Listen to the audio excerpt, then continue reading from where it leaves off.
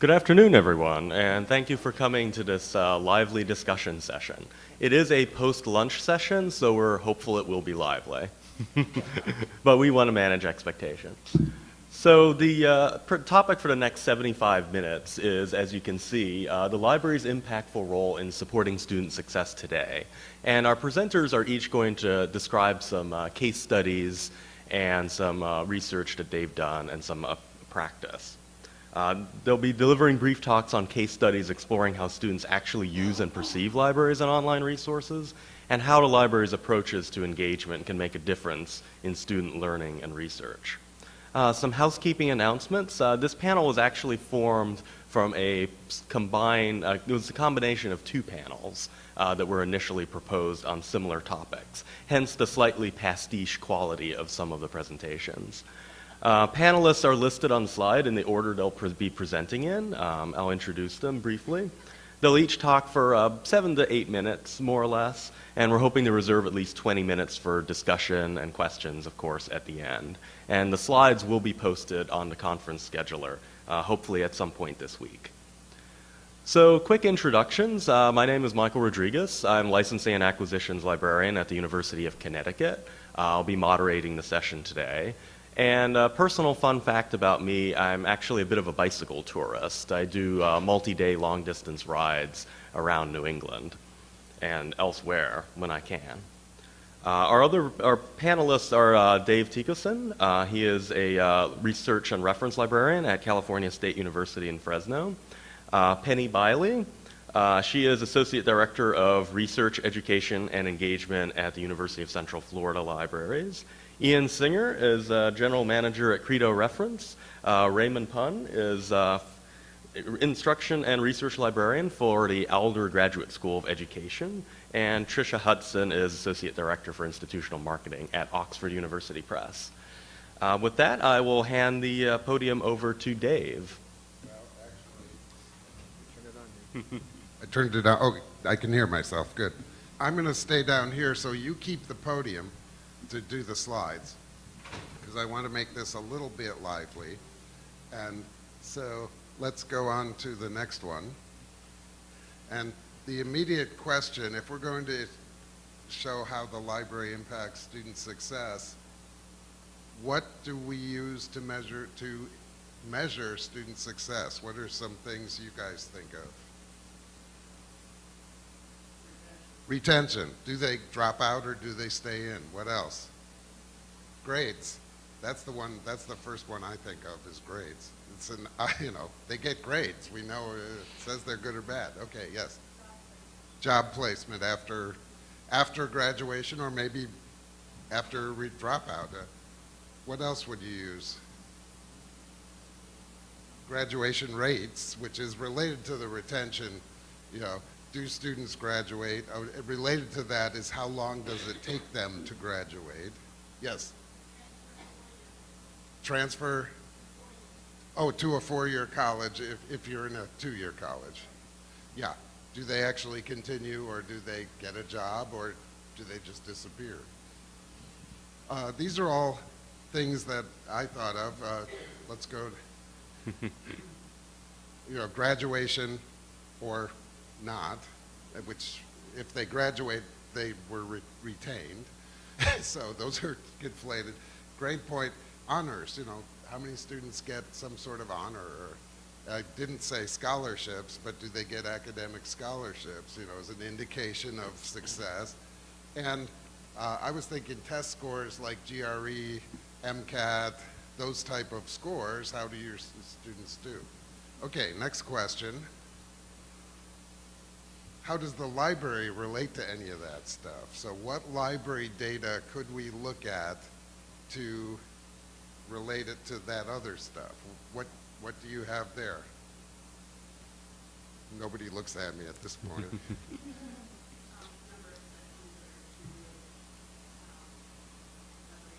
Okay, number of library instruction sessions attended, which could be 0 too. That's yeah. Right, yeah. And that's one I'm going to present a little mini case study on. What else? library, and do they come to the library? Yeah.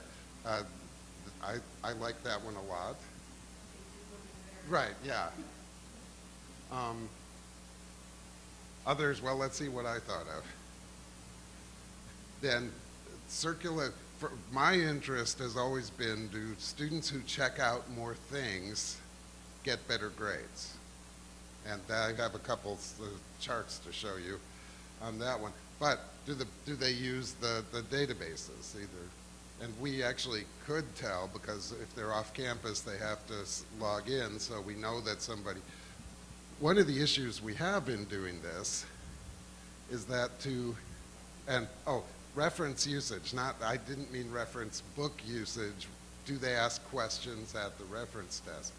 The thing is, to be able to measure that, we would have to know who it was. People come to reference, we help them, but we don't make them tell us, I'm a junior chemistry major, and so, if you tracked it, you might get something out of that. Participation in library instruction, and the building usage. I'm very proud of the fact on a campus of 25,000 students, we get over 1.5 million gate count every single year. People come in, maybe by just being there, they absorb something.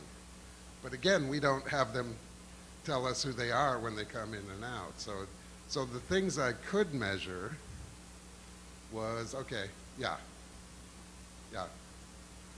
when people check stuff out, we know who they are, and so we could look at how much they checked out, and since we know who they are, we could look in the campus system to see what grades they get.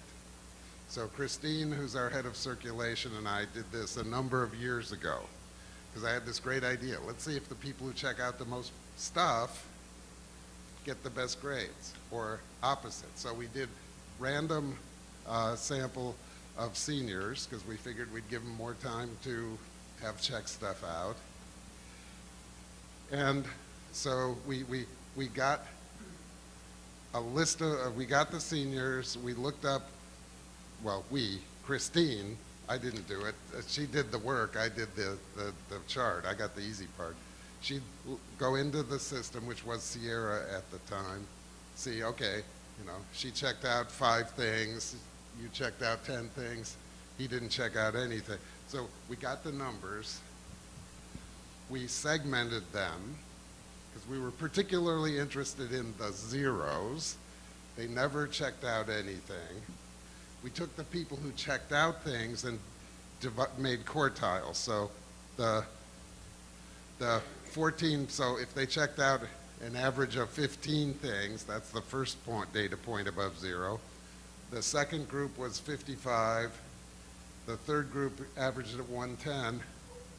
The fourth group, which checked out the most, the average was 366. Some students checked out well over 1,000 things. I think the highest was 1,451. That's a lot of things to check out. But look at how their grades fell on my chart. And on our system, as many 3 is a B average. And the average student doesn't get a 4.0, so that it never gets up that high. But the more you checked out, the better you did up to a point. Any ideas why those who checked out the absolute most, and Ray probably will get this right away because Ray used to work for us, the people who check out the most did worse? What was it? Intellectual ADD. Oh, would check out stuff like somebody who's a hoarder type too, yeah.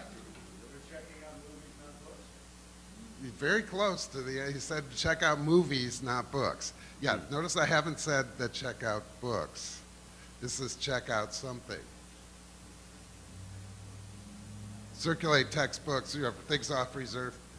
The reality is we have a big technology lending program, which at the time I did it had fewer things in it, but the thing that we that checked out the most at our library were the laptops. So if you have students, and the one who checked out 1,400 and some things, I'm sure came to the library every day, checked out a laptop, worked on their schoolwork, had to return the laptop, probably didn't have technology at home. And so the fact they did that well is a good sign. But I disproved my hypothesis that the more you check out, the better your grades are. But then we went back, and so there's a little bit later study on the next slide. This one, we eliminated anything that was coded as technology. So this is books, it includes movies, it includes music, it's stuff that you check out. This one is also slightly troubling to me, but is more positive. The people who checked out the most had the highest grades. The distribution is actually quite narrow here on the chart. The highest was a little under 3.15, and the lowest was 2.89 or 88 something. But the interesting thing here is the students who didn't check out anything in their career did better than the students who checked out like between 6 and 15 things. So by checking out a small number of things, you get stupider. If you check out more things, in this case, what did go up significantly for the top half of the students. So another thing that we looked at, next slide.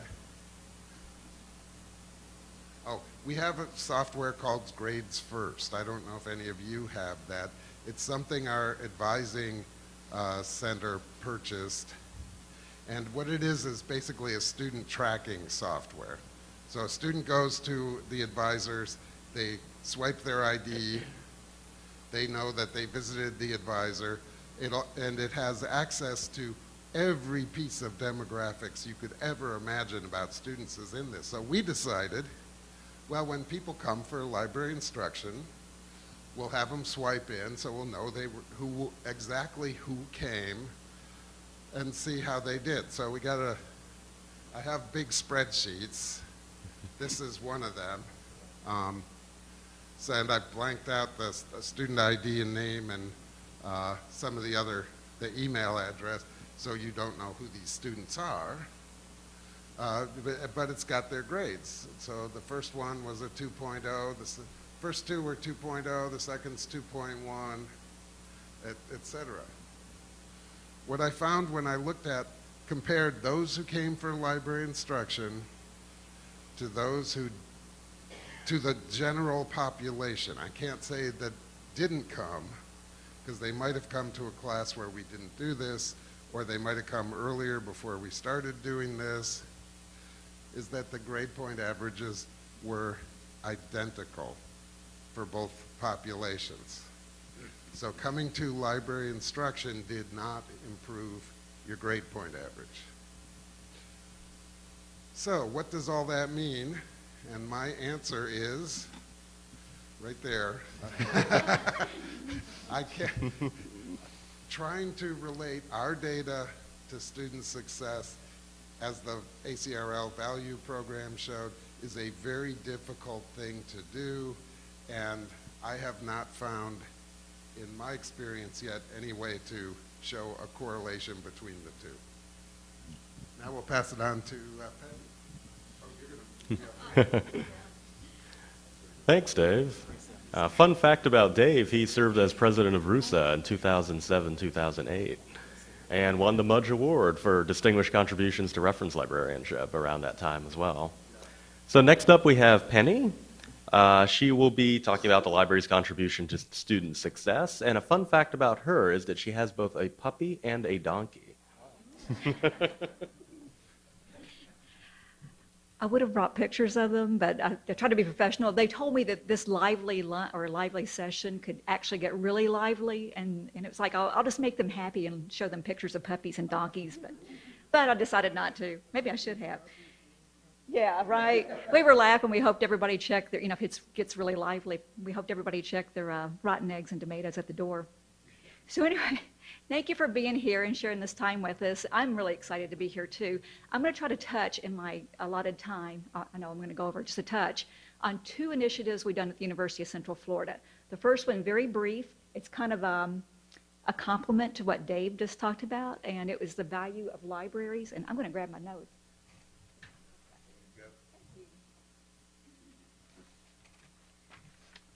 So what we did was we tracked student interactions at 5 different surface points over the course of an academic year at University of Central Florida and compared their end of semester GPA, the library users, to those enrolled in the same classes who did not use the library. The number of students that we tracked, 25,006, and it's about 40% of our population. Right now we're sitting at 68,000 students. I think we're the second largest in the country. Anyway, the largest school you never heard of, right? Although we've got a great football team now, so we're starting to get some recognition. Unlike Dave, what we did find was that students who interacted with the library at least once on one of these 5 service points or more, the library users had an end of semester GPA of 3.2 compared to 3.05 for their non-using colleagues. And we tried to compare apples to apples. So again, these were students who enrolled in the same courses. We were really excited about this. Over the course of the year, people kept saying, well, what are you going to do if you find that there's no correlation, no difference, or worse, that the use of library actually decreases the GPA? Like, well, I just won't tell anybody. But cue, like champagne and confetti, because we were really excited to find this. And it just so happens our provost and his student success forums, what we want to do is move that metric 0.15. And I'm in the back going, just send them to the library. We'll take care of it. We did share this, well, just a second, let me go over this slide. We also looked at the data based on grade distribution, found that library users tended to make more A's. I know it's too small to read, so it's like 48% of library users made A's compared to 42.6 of non-users. B's are about the same, and then you get the reverse that you'd hope to see on the C's, D's, and F's that are, of course, the lower grades. This information was disseminated widely, cited by the president when he was asking the Board of Governors for funding to renovate the library, and he was successful in getting that. So we're in the middle of a big renovation too. That's all I was going to say about this one, because I thought this is a kind of a publishing conference, and I didn't know if anybody cares, but another thing that we're doing right now that is just taking off like gangbusters is textbook affordability. Does anybody, how many people in here are librarians? Maybe I should ask, how many people in here are publishers? Whoa, good, okay, so it's close. So hopefully you'll find this interesting. I certainly did. So a recent analysis of the cost of consumer goods over the past 20 years shows that textbook costs have just about doubled, even when controlling for a 55% inflation rate. This is based on Bureau of Labor Statistics.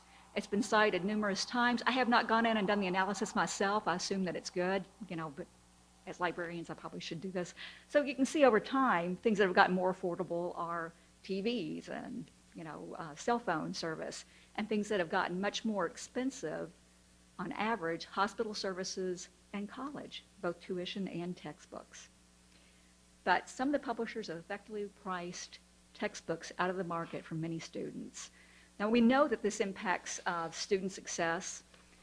There are national studies that say this. We'll touch more on that in a second. But locally, in the state of Florida in 2016, Florida Virtual Campus administered a survey to all the students who were enrolled in the state university system universities. They got 22,000 responses. It's been highly cited. Pretty much it says that, cost of textbooks impacts student behavior. So what we did, we disaggregated the UCF data. We got the 1,975 student responses specific to UCF, analyzed those separately, and combined them with local surveys that we do that kind of asking the same thing. And what we're seeing, I'm not going to read this slide to you, but overall, but 83% of students have delayed purchasing a textbook, at least frequently or occasionally due to cost. To me, what's even more alarming is over half have not been able to purchase a textbook due to cost. We followed this up with focus groups. And again, all we see is like national, state, and local data keeps telling us the same thing.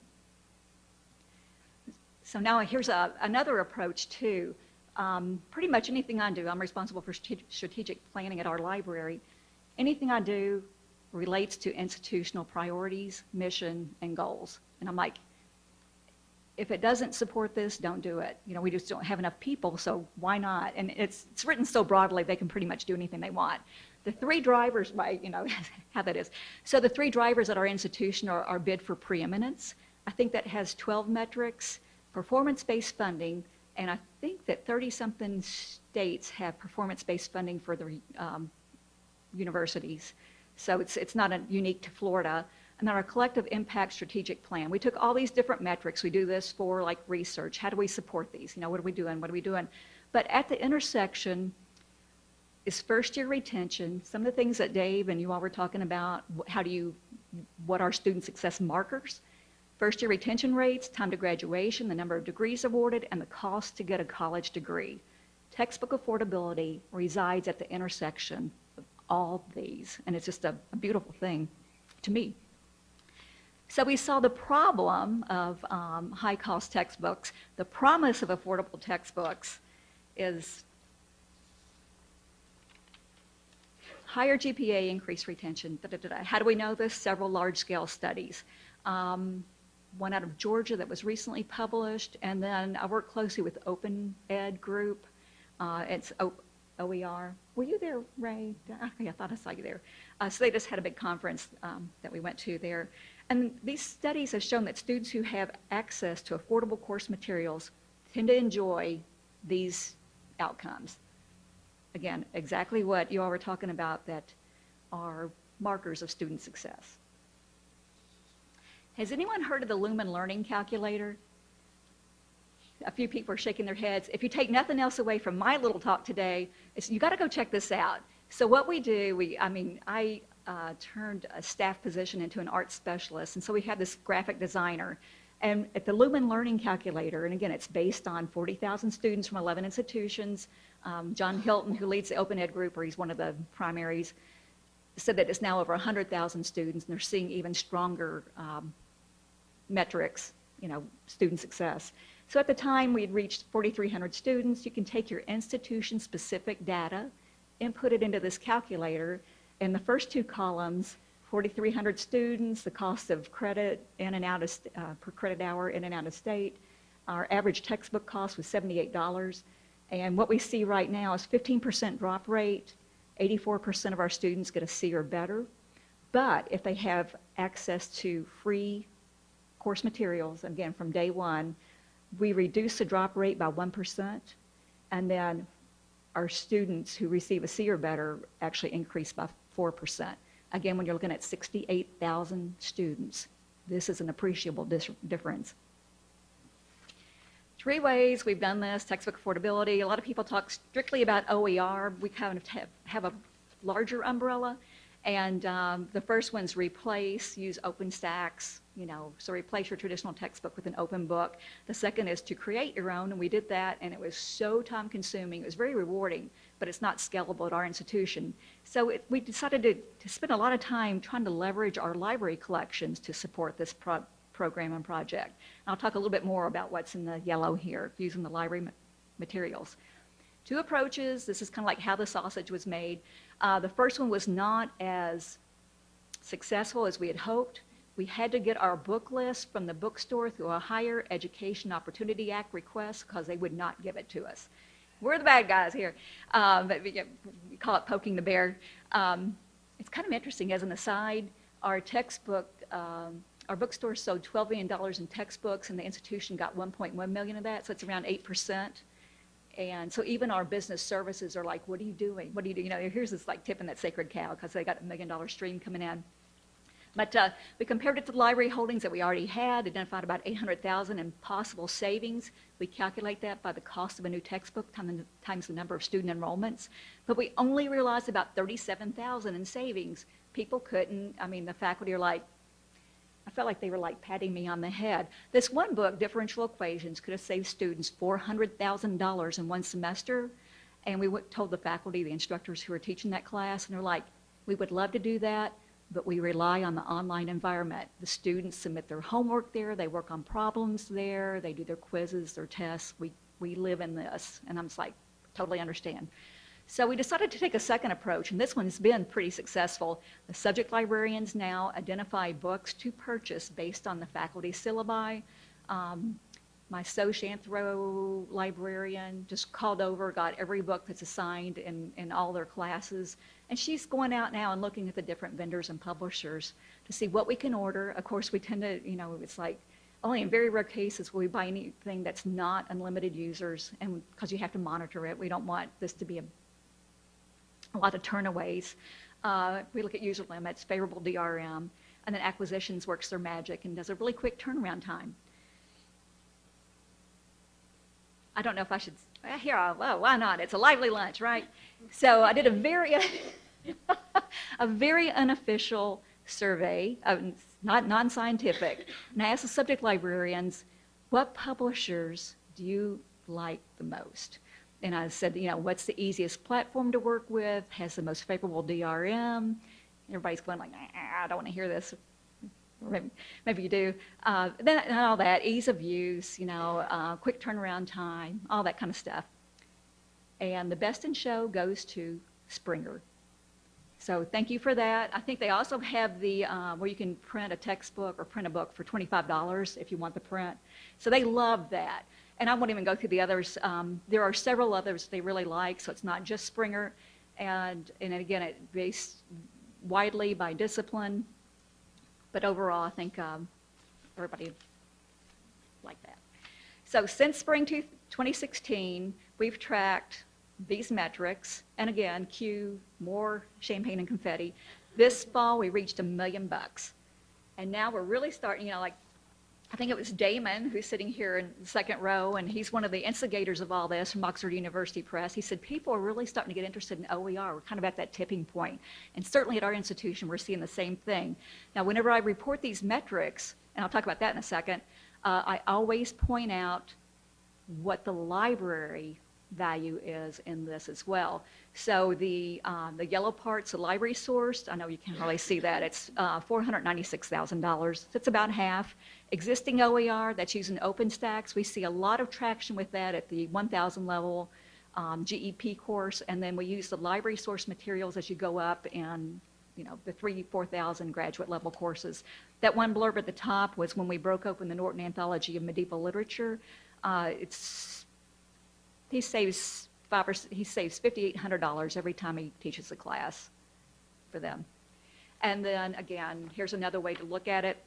The far right column, the one that's shaded a little bit more, is library sourced material savings this fall. $280,000. The librarians are on fire. This has created so much goodwill with the students, the faculty, the librarians. We're all working together to kind of tackle this problem. How is it accomplished? Nothing happens in a vacuum. I'm going to go through here really quick because I'm probably out of time. See if I can track them because I can stay here for the rest of the time. Everybody in the library almost touches this in some way, but our external partners I really want to focus on. You can look at this list, and these we identified very consciously and intentionally, as we like to say, all the campus stakeholders, and then we tried to turn them into collaborators and partners and supporters. And it's, again, done well. Part of it, you can do whatever you want. If you don't tell anybody, that never really happened, right? So we're also very, very strong on communicating this, again, to all those campus stakeholders. We customize that message for every single one. If we're talking to advisors, what we say differs dramatically than if we're talking to students or faculty or university administrators. But the main one here I want to talk about is metrics are sent to institutional effectiveness for state performance funding. Again, those 10 metrics, metric 3 is the cost of a college education. That's a very direct support of that. Last year, UCF got $79.1 million in state funding. And so if we move the needle just a little bit on that one metric, we're talking about millions of dollars. And again, this is why it's such a big deal. Outcomes and interests, again, I'm only going to point out 2 or 3 here. Last slide. Provost funded, we did a presentation to the provost and a few of the associate vice presidents and vice provosts, and we got a position funded. How often does that happen? I'll start crying now. I think it closed like today or yesterday, and we're getting ready to go forward there. Faculty Senate, it's at committee. We're going forward in a more formalized and systematic way with UCF Online or Online UCF. They're our instructional designer colleagues. SGA just gave us $2,000 to purchase more textbooks. And this overall, it's just been an amazing experience. So that's it.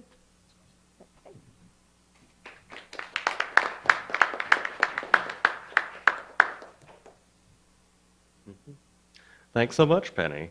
Next up, we have Ian. He's general manager at Credo Reference. And while his kids don't think there's anything cool about him, Ian is, in fact, a published poet. Hi, everybody. So we were told that this was going to be about student success. This is not that. Thought it would be a nice way to start the conversation. You keep looking at it, and it's like hypnotizing. This poor kid is just a mess. But kidding aside, what I'm going to be talking about is a program that was conceptualized here at the Charleston Conference over 3 years ago with the Dean of Libraries at Arkansas State University, Jeff Bailey, and myself over breakfast. And the conversation, I asked him a question because I had just joined Credo. I had been formerly the publisher of Library Journal and School Library Journal, so I always was interested in trying to help librarians, whether they were K-12, public, or in particular academic, align more strategically, whether it was their community at large or with their administrators or in this case with administration. And I said to Jeff, what would be the 3 things that you'd like to try to accomplish when you, if you could, in terms of positioning the library in a way to help the administration with its strategic goals? And Jeff articulated recruitment, having the library be a support of recruitment, have the library demonstrate that it actually supports student retention, and that the library was able to help decrease remedial need. Faculty is just fed up with having to deal with that. And so what we ended up coming up with is our Building Bridges program, in which through the Arkansas State Instructional Librarian, we have provided Credo high school aligned products to 13 of their regional high schools. And what happens is that the instructional librarian at Arkansas State actually helps the school librarians begin to teach and instruct what those students will see in terms of research needs and information literacy as they reach the post-secondary level. And Arkansas State has created a concurrent program, a learning instruction program that goes to the high schools, and those students who then matriculate, who take that course, get a credit in library instruction. And so, Credo, we are there to provide product support help at a very cheap rate, because this is an experiment that we wanted to see if the library could reach down into regional high schools to better prepare students in a way that when they hit Arkansas State or expose Arkansas State University as a recruiter, would there be better student success? And so what we are going to talk about are the results from 3 years where we've gotten data from the Office of Institutional Effectiveness. We identified the regional high school cohorts from the participating schools and measured them against non-participating incoming freshmen. And so going back to what Dave was talking about earlier, way back when, I think in 2012 or 13 at LJ, I created this, we did this thing called academic patron profiles, where we were able to identify through talking to students and faculty that they believe that there is a value, the students do, of the library. But we wanted to kind of prove it. And so what the instructional librarians did at Arkansas State was they started measuring those students who actually receive library instruction. At Arkansas State, they went from, in 3 years, providing 5 courses, whether it's gen ed or what have you, in library instruction, to about 38 now. So they have strategically aligned the library to support a variety of courses. And you can see here the impact where on the far right, the freshmen who receive library instruction everywhere down the line, first year, second year, graduation, have higher success rates. And we know this, but it's, again, another demonstration of the library providing student success. And in this instance, I guess the lesson learned here is the deeper that you can get the library in terms of library instruction, not just one-shots or points of need, but aligned with faculty, the better off the students will be. So now we started measuring the baseline data, and it was all the students that came in for starting 3 years ago, then 2 years ago, and 1 year ago.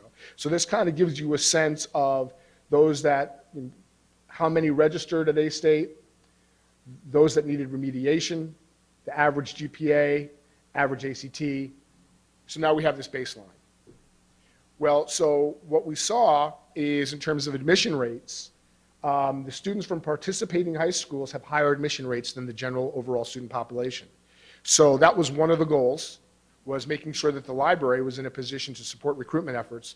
And you can see, not huge numbers, but when you're talking about, every percent helps with enrollment. So that was a check, and that was really exciting because this was all funded by the provost. So there's no library cost here. All this programming was totally, because it was aligned with the administration's goals as well, the funding came from the provost. Registration rates as well are much higher from the participating schools. But then here's where it gets interesting. So the secret sauce.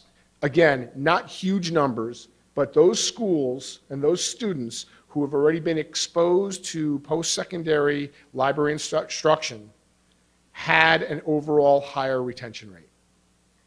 So another check. We don't have the incoming data yet. It just hasn't been provided as yet but you can see pretty high numbers. And that, again, putting the library at the center of student success, library instruction, not just leveraging databases or providing better total access, textbooks, so on. That's just a piece of it.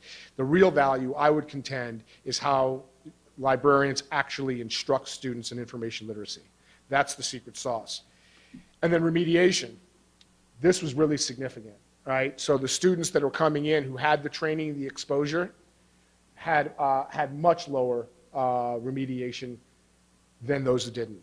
So this is a program that has been, it's going to be a 7-year program with Arkansas State.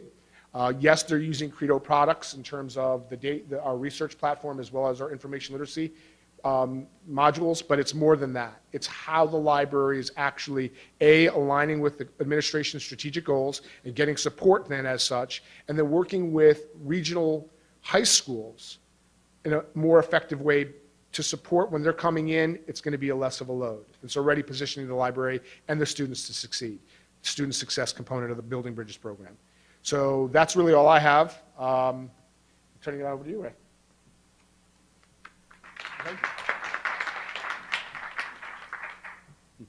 Thanks, Ian. Next up, we have Ray. He's an instruction research librarian at the Alder Graduate School of Education, formerly at California State University, Fresno. And fun fact about Ray, he's worked in all kinds of libraries in his career, both public and academic, but also museum libraries, libraries overseas, and prison library as well. Ray? Thank you, Michael, for that introduction. And thank you all for coming. I'm really excited to be here with all this distinguished panelists sharing their different thoughts and perspectives of how data can be used to inform or suggest ways to improve student success from the library side and also from the campus side. So it's actually interesting. I want to give more context here. We, as mentioned earlier, had 2 panels. We actually didn't know that we were putting a panel on student success, respectively. And then it came to our attention that, well, it seems to mirror each other in terms of what do we do with data, right? And there's going to be a lot of discussions later about privacy and ethics. But in terms of like data with publishers, data from the library, data from the campus, you collect them. Does it inform certain things? Whose perspective are you looking at? Whose perspective is missing? So I feel like this is a great segue to what I'm going to be talking about, which is actually something that I'm rehashing. I'm encouraging everyone to look into these studies or at least replicate in your own contexts because they really help inform the state of information literacy. So the first thing is it comes down to this survey that was done by Credo and Library Journal, and I was supportive in doing the research and so forth. It came out last spring, right in time of ACRL.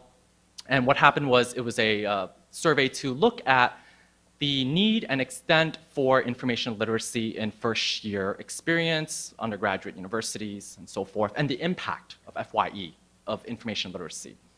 So the survey went out to about like thousands of libraries interested in looking at how they can share exploratory information. There were open-ended questions and so forth. And it's an open document. It's a white paper you can read online. And so we had about a total about 550 respondents, which is incredible, and about 350 four-year colleges and 150 community colleges. And they all shared different responses. And so I'm going to just review some of the key findings and what this means to information literacy for those librarians like myself in the front end doing the work, and how do we help utilize such information to improve our own work to support student success. So in general, the responses focused on, looking at different experiences of the librarians who are supporting first-year students. So they say things about there are different baselines of information literacy skills. Some students, they come into college, they have no idea how to use a library, no idea how to use a database, maybe because they don't have a high school library or they have certain limited interactions with their public library, so forth. Writing is another one. Writing is a major issue in terms of understanding how to construct an argument, using evidence, how to cite it, and so forth. And of course, this goes right after the election of 2016, where the buzzword, fake news, comes in and things start changing from there on. Behaviors. So what are some of the behaviors that librarians are perceiving of incoming students? So it could be things about overconfidence. They feel that Google is one skill set or tool that can help them improve their skill sets. They don't need these other resources that are being introduced in the library. And there are also different age range groups, people who come in from coming in as untraditional or returning students, and people who are first generation, like myself, going to college, having different backgrounds, different experiences, not being familiar with those kinds of resources. And of course, lack of institutional support. What are some of the barriers? So of course, librarians have identified them in the open responses very clearly, and what resources actually help them identify ways to meet those needs in information literacy. So here are just like the main findings I wanted to point out that really comes down to the meat of the study. It's looking at how librarians are understanding that students are evaluating sources for reliability as a top challenge, right? That's a given. I mean, I think the keynote speaker today really took that into position, that there are just an abundance of resources, and how do we find them credible and reliable? And of course, the idea of research, what does it mean and how do they gain the certain skills? And how do we, as librarians, utilize this information to understand that these behaviors, can they be changed? Can they be nourished? Or can they be exacerbated? And of course, it was also noted, as I mentioned earlier, about their background, coming in with or without high school experience using the library. And so that, I think, draws into another kind of study that help us frame the question of student success and in a national level, right? So I have this really interesting idea that there's possibly enough data to bring in the correlation between the decrease of school libraries and the increase of FYE programs. I think there has to be enough data to show that. I mean, we know for a fact that school media specialists, school librarians have been devalued, and there's been lack of support, privately and publicly, right? And then what does that mean? Well, it's up to the higher education to make these programs, make these librarians called first-year student success, first-year experience, to really create that buffer, right? And that's another kind of study that I think could take into this direction. So I don't want to get too far with that thought, but I want to give you this idea to percolate, because when we collect these data, they really help us inform what we can do as practitioners and as educators, and bring you into the dialogue of what can be implementable. So it brings me to this other point. So this is a part of the talk I want to conclude, which is looking at librarian Lisa Hinchliffe, who couldn't be here, unfortunately. She's actually at another panel, another session, really also exciting. But she gave me her blessings to talk about this research, because it ties closely to this report that Library Journal and Credo sponsored. And it's about predictable information literacy misconceptions of first-year college students. So it's a really interesting study. It's another open access publication. It's by Communication Information Literacy. It just came out. And I think for someone who has worked in libraries for over 10 years, this is one of the most fascinating studies because it looks at the metacognitive challenges of the misperceptions that students are going through. So what they did was they went through the survey, the results, the open responses, and then they coded them. Like they coded what were misperceptions, right? And the idea of this was to understand, well, we know that learning comes down through success, but it also comes down to failure and relearning and being successful from that experience. But there's no inventory of misconception. Like there is no way of really defining it in information literacy. Like how do we understand what are some of the challenges that students are facing? Their fundamental question with her two graduate students, what are misconceptions that drive errors in information literacy practice? The challenge is they see errors and struggles, but to uncover the misconception.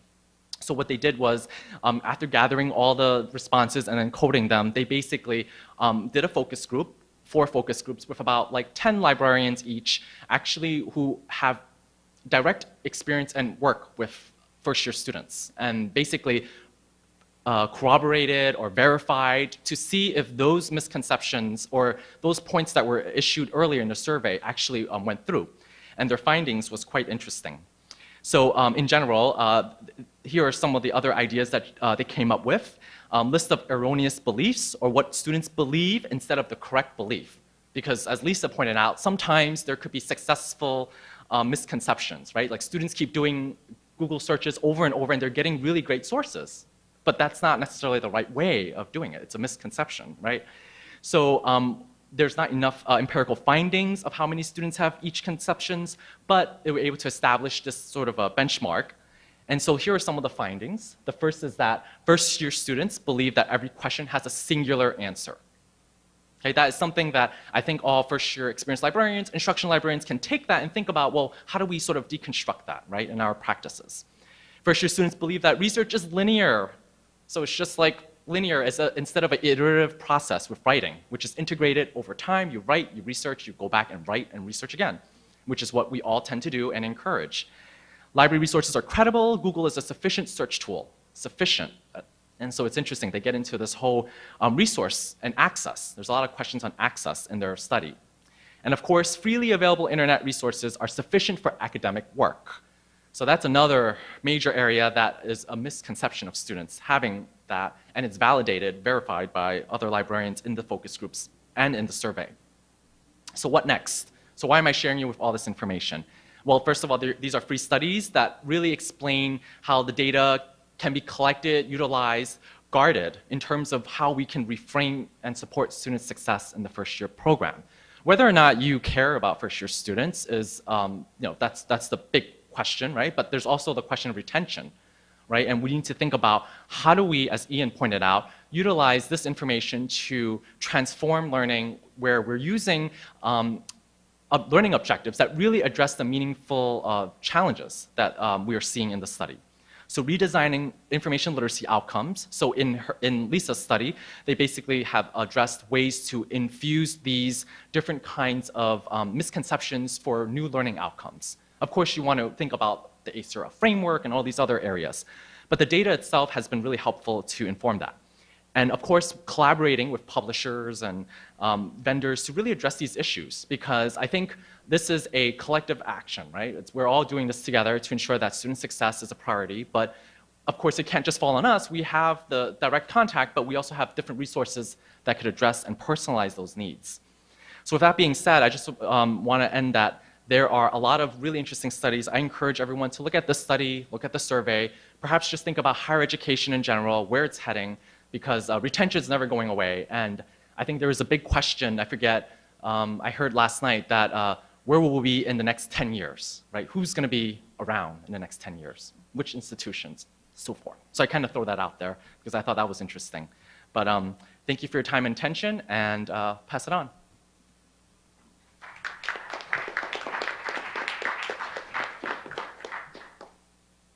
Thanks so much, Ray. And last but not least, we have Tricia. She is Director of Institutional Marketing at Oxford University Press, and in her spare time is a Girl Scout Cadets leader, teaching girls how to master fire.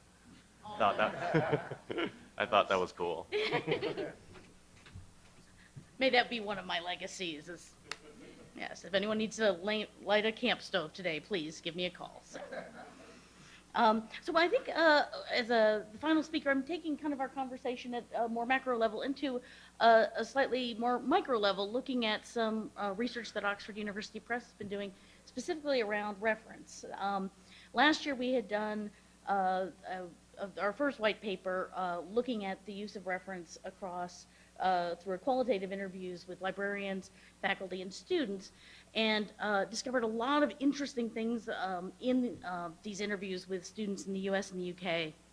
And that gave birth to Paths to Reference, which is a new white paper we came out with this year, How Today's Students Find and Use Reference Resources. I think one of the interesting ways that we framed this second white paper was very much coming out of the interviews from the first. And that was that we at OUP, and certainly in the research and literature we had used as background to this white paper series, had looked at the use of reference by students in very narrow terms. And that is that you're usually talking about a student who has a research journey they are on, they're working to write a paper, and they may need some brief factual information, they're looking for overviews, and then get into detailed information, and then out comes a paper. In talking to students about their research habits, a number of things came out, one of which I think most people in this room can probably guess, is students don't know what you mean when they talk about reference. They don't always know the difference between an online resource that the library paid for versus something that is freely available, and they confuse both. But also, students do a lot of reference gathering, and students have a great need for contextual information. And that's sorry, I almost wish I could do Dave's Oprah routine here so I could point a little bit. But students need to look up a lot of information. What we found was students are using, when they're trying to complete an assignment, they often have to find definitions, find overviews when they're completing their readings, and this is both undergraduate and master's degree students who are in a course.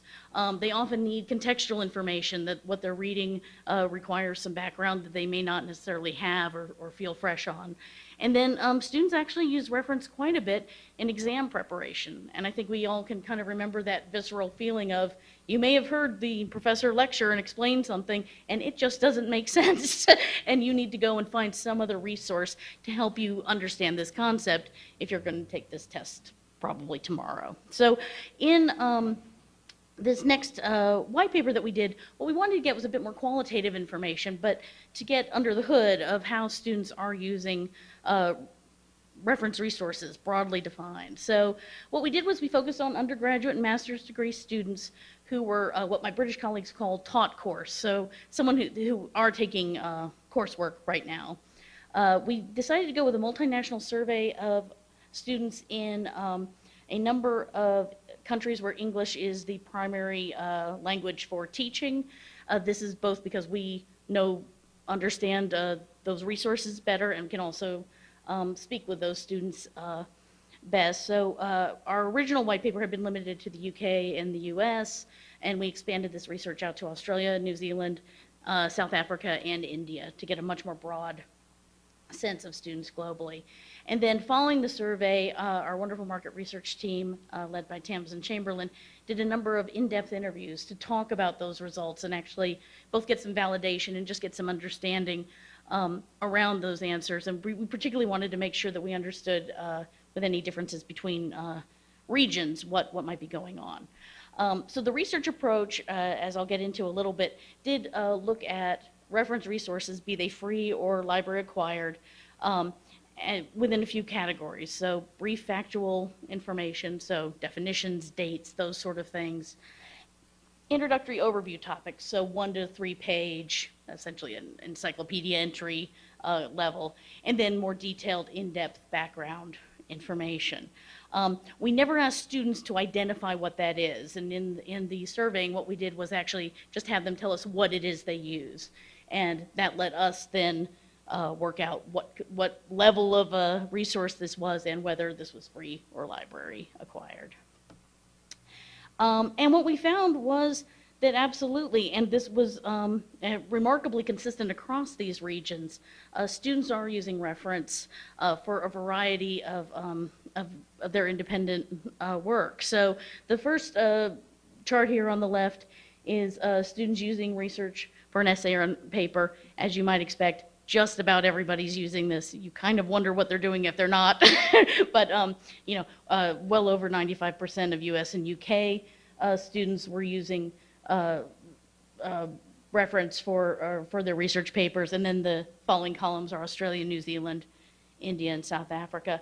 But the other three areas, completing assigned readings, class preparation, worksheets, and homeworks is the second, and you can see that those are in the US, UK was hovering around 80%, but globally was still very much around 70 at the lowest. For studying for exams, well over 60% in all regions but South Africa, students were using resources to help them in preparations. And then as background reading for courses, in the US that was right around 70%, and it was over 50% in all the regions that we looked at. So over 75% of undergraduates and master's students did rely on library acquired reference. They were not simply able to Google their way into their research needs.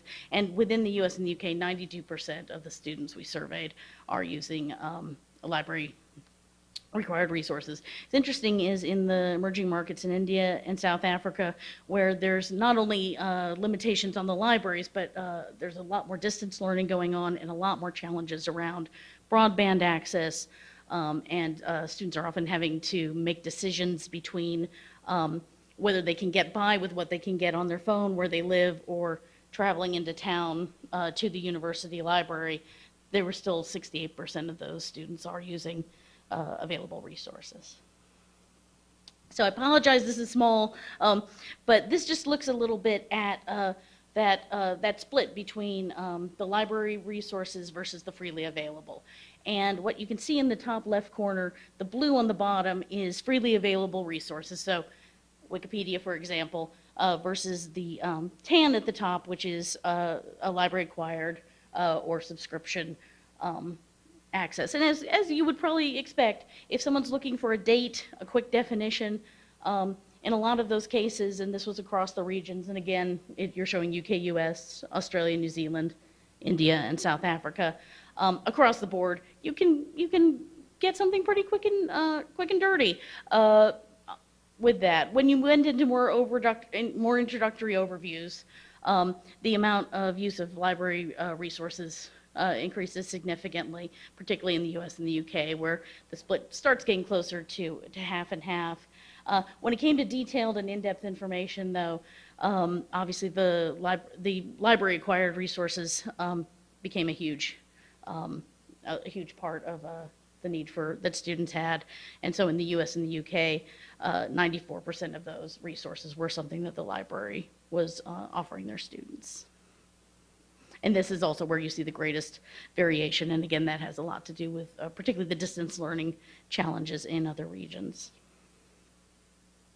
So, and this is also interesting and probably more interesting just to see the general trends. But this has to do with how much time students are using with the free versus the library resources. So the green are the freely available resources, and the blue are the resources that are library subscribed. And if you look again at the brief factual information where someone's just getting a quick fact or definition, if your students are tending to use those free resources for much less time, so that first column is using it less than a minute, 1 to 5 minutes.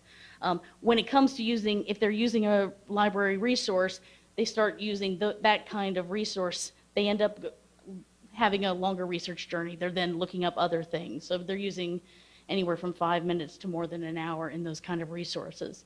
And then as you'd expect, as they get into more in-depth resources, that is when the library resources, you just see far more high engagement in the blue column. So students are getting into these longer articles and contextual information for 30 minutes and more than an hour. So I do encourage you to download the free white paper if you have interest in this. Both of them, we've spotlighted a lot of quotes from the interviews, which I think is some of the most fun reading and skimming in these white papers. But I think this really goes back to something that Ray was talking about in the challenge of helping students identify what is the right resource. And when we looked at those levels of engagement before, how much of this time is the student getting the information they need, and how much of the time are they spending is it actually searching to eventually find it? And are they getting to the right resources? I think one of the most funny or sad, depending on your point of view, things that came out in these interviews was that students would describe wanting something that could really help them in their research. And in one case, they described an encyclopedia article. And in another case, they described something that was basically a bibliography. And these were students who we knew where they were based, and we knew they actually had Oxford products in these in these areas available, but they hadn't made that connection. And these were engaged students. They hadn't made that connection that was there. And I think that's probably the biggest challenge that we have in this literacy is they know they have a problem, but how do we connect them with that information? So 2 questions I'd love to hear as we go into discussion, but I'd like to know how we as both publishers and librarians can support students looking for contextual information in use cases beyond that research project when they are studying for that test or reading something and not understanding some background information. And then also, how can we make reference resources more discoverable and discernible to students, bearing in mind they don't think they're looking for a reference resource to begin with. So. Yeah, so I'll turn it over to Michael to get us started. Thank you.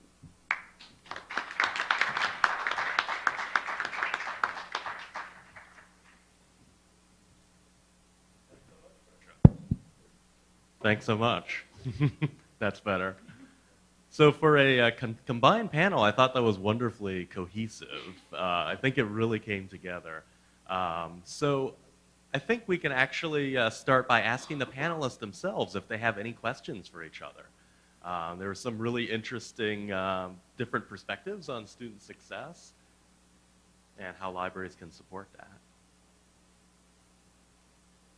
I'm just going to ask everyone for their slides after, but no. So one thing we can do, I have some prepared questions as well, but I'd really like to hear from the audience, as this is kind of a lively discussion format. So does anybody have any questions or comments for any one of our panelists, or for all of them?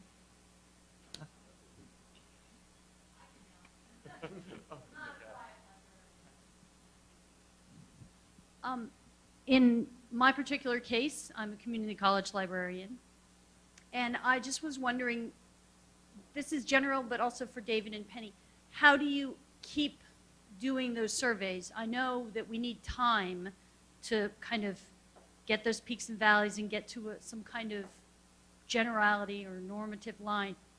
But for all of this research, is there intention or plans to go back and look at it again, or to do it again, or to keep doing it? And if so, what kind of support do you have? I kind of feel like I don't have any from my school, even though there probably is a group out there that could help me. So that's my question.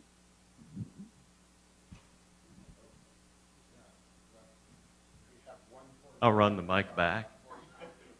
I'm getting in my exercise today. Yeah, I quit doing the book checkout survey because I don't have funding for it, and it's Christine's time, which is as the head of circulation, who went and looked up all those people and how much was checked out and what their grade point average is. And when I found it did not really prove my hypothesis that if you checked out more, you got better grades. So we're not continuing it. We do continue to register those who come to library instruction with the Grades First software, but none of us have really figured out a good way to extract that data in a meaningful way. When I found that the students' grades who had instruction were identical to those students' grades of everybody, again, it didn't prove at my hypothesis. I probably should do that again with more recent data because I think we've actually been better about reporting people in more recent times. If I can add one other piece, one of our other librarians, Tammy, did a small research project. She picked a defined group of students who did much better on everything than average. She studied the students who worked for us. And they graduate faster, they have better grades. The problem with that study is that's what we look for good students when we hire people. So I expect them to graduate faster and have better grades. But they also learn a lot through the process. And we studied everybody. It was 105 students that particular year who worked for us. And they all, as a group, were significantly better. But we chose them because we thought they would be significantly better. And they learn a whole lot through their jobs, depending on what area they work in. So and it's definitely not scalable to 25,000 students who couldn't work at the library. So, so it was interesting, and I was happy that they all did well. But it's not something that really I find meaningful. I think that's a great question and really gets to the crux of the matter. The reason we're not doing this is because of the resources it takes. For the value of library study, I spent thousands of dollars out of my own pocket.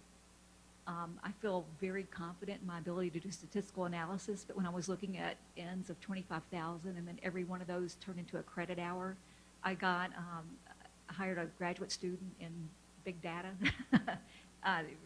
from that department, and he cost about 4,000. I got 4,000. I put in 15 to 2,000 and got about 2,000 from a small internal grant just for that. Now, we are continuing to collect that data. We are not yet analyzing it because I got to get textbook. The two projects I feel like I'm behind are textbook affordability and that value of library study. Once textbook affordability gets institutionalized, I'm going to go back over here, and my goal is to get a data visualization dashboard of high impact practices working with our institutional knowledge management. It is tough. It takes a lot of time, and I really think that it really needs to be looked at the dean or director level. Admins, we ask our frontline librarians to do a lot of data collection, and that's about, I already ask a lot from them, but it's really on us to provide the resources to make that happen. And so, it's a tough question. And it's kind of like a question that Michael was going to ask anyway. I just wanted to chime in. I feel like when we're gathering and doing surveys, really thinking about, are you collecting descriptive data, right? Just sort of like benchmarks, and then talking to your stakeholders, like your administrators, and figuring out the gaps, and then what we can do to experiment or to pilot. Or are you collecting data for predictive analysis? You're trying to figure out, okay, this is the behaviors, these are the ways that students are doing it, how can we address it? So it's like, sort of like what the big data part, right? You're collecting a lot of data, and then you're trying to see if there's a pattern, right? Recurring pattern, and how do you stop those patterns if they're negative? So I guess it all comes down to the communication part, which I know for myself, I am cautious and understanding that there's survey fatigue, for everybody, and you really have to build in enough flexibility time to conduct such research over time, knowing that it could also lead to a black hole, and then you will have to figure out another way to highlight that search. Next question.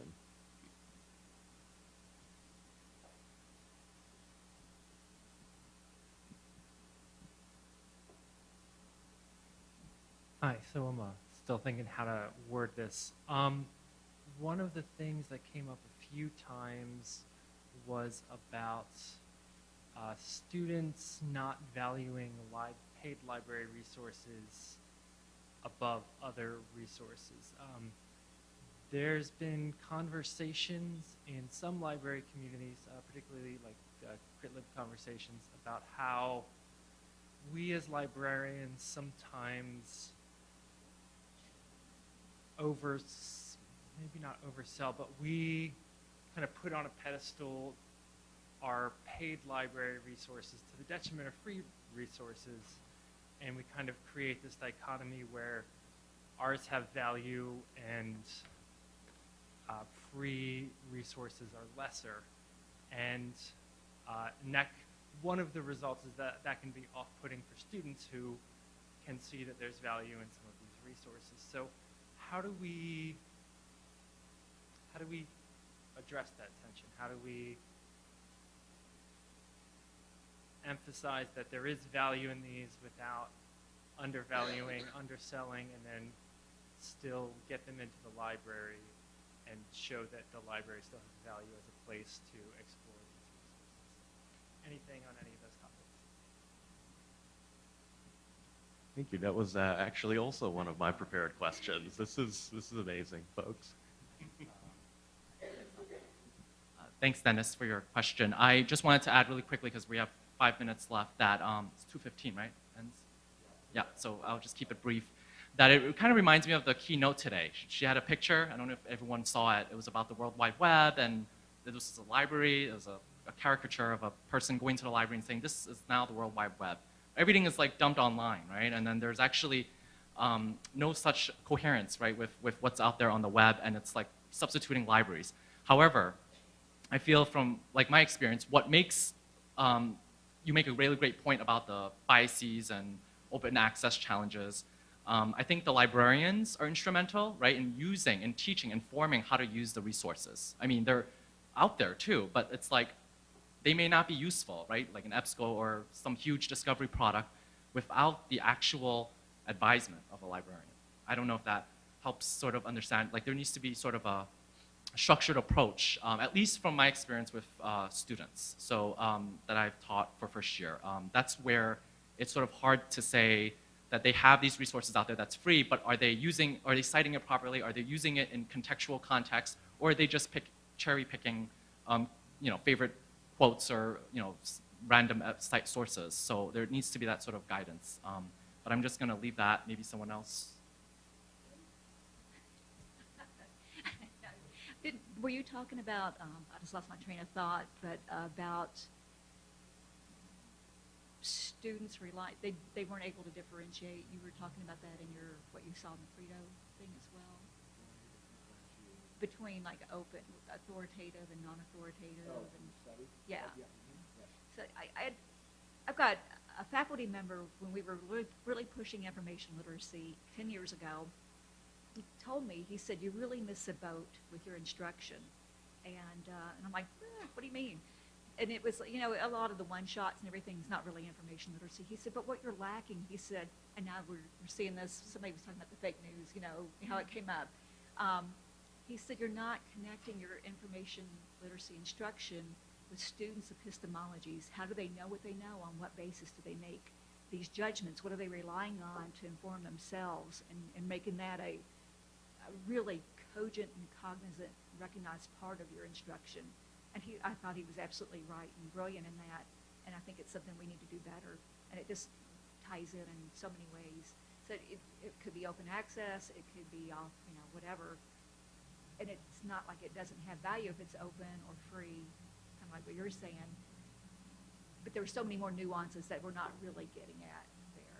I also think that we could do a lot better job of letting students know that they are accessing library resources when they're on campus and they're just like searching and here's an article that comes up. They don't even know that they're using things. We made it so easy.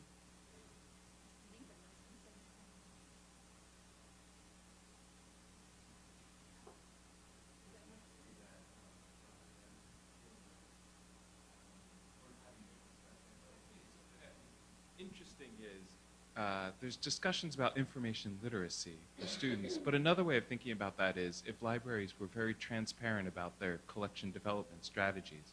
This is what we're spending our money on, and why we're bringing these resources to you in particular. It's a different way of talking about information literacy, but that allows you to have a conversation about, this is free. We think the Stanford Encyclopedia of Philosophy is an excellent resource. It's free. Here are some other things we actually paid for, because there is no free version of it. But it's a way, that kind of transparency about collection strategy might just be an interesting way to talk to students about that blurred line between library-acquired resources and free resources that are just as good that are out there. It's, I mean, respectfully, I couldn't disagree more because students really, you know, they just want to do their grades. Now you're going to talk about collection development strategies with the student, they're going to fall asleep faster than some folks in here did when we're talking about this stuff. So I think, and I'm not being, you know, cranky, I'm just being very candid about it because from earlier studies, we know that students, or faculty rather, are already assuming that the librarians are teaching information literacy in a real meaningful way, and that's not always the case when there are no embedded instruction or anything of that matter. So I think to answer your question, while I do think, Damon, your point about engaging students in some meaningful way is the key, no doubt, I think that a broader contextual approach to information literacy in a way that you can then bring back and get support from your administration, that's the key. I mean, that's what we're seeing is working, right? Putting librarians in, because then you can start leveraging your collection however you want, right? Because the collection is actually a component, it's a tactical component of information literacy. That's what I would contend. I don't think you want to bog down your students in talking about your collection development philosophy. That's my point of view. But it is about separating what is a paid resource from what is an authoritative resource. And I think that's where it sometimes gets muddled, is the library's trying to show the return on investment for paid resources, but actually the Stanford Encyclopedia of Philosophy is something that you should be treating in that same way. So, I mean, really, the library user shouldn't be thinking about the business model of anything they're accessing. They should be getting to information, and good information, as quickly as possible. And I think that's something publishers need to be taking responsibility for, and we need to be partnering with libraries to do that.